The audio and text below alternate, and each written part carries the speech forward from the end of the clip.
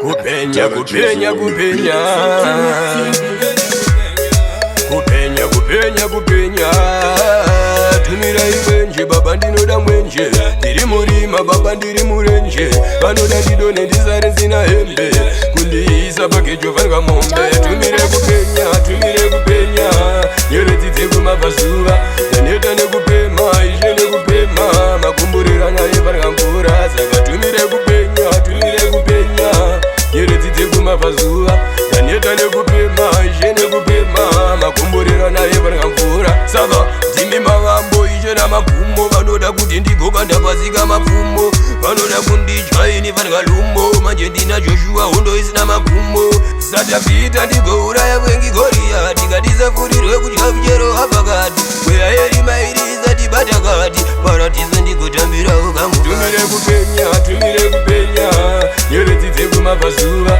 Ndaneta nekupema, izve nekupema. Makumburira naye vanwa mvura. Saka tumire kupenya, tumire kupenya. Nyeredzi kumabvazuva. Ndaneta nekupema, izve nekupema. Makumburira naye vanwa mvura.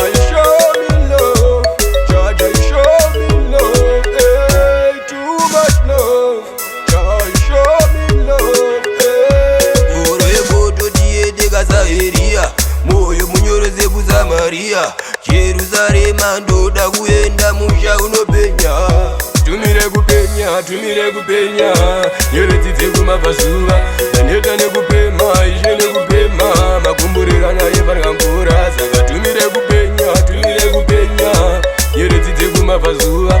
Ndaneta nekupema, izve nekupema. Makumburira naye vanwa mvura. Tumirai mwenje, baba ndinoda mwenje. Ndiri murima, baba ndiri murenje. Vanoda ndidone ndizare nzina hembe. Kundiisa pakejo vanwa mombe. Tumire kupenya, tumire kupenya. Nyeredzi kumabvazuva. Ndaneta nekupema, izve nekupema. Makumburira naye vanwa mvura. Saka tumire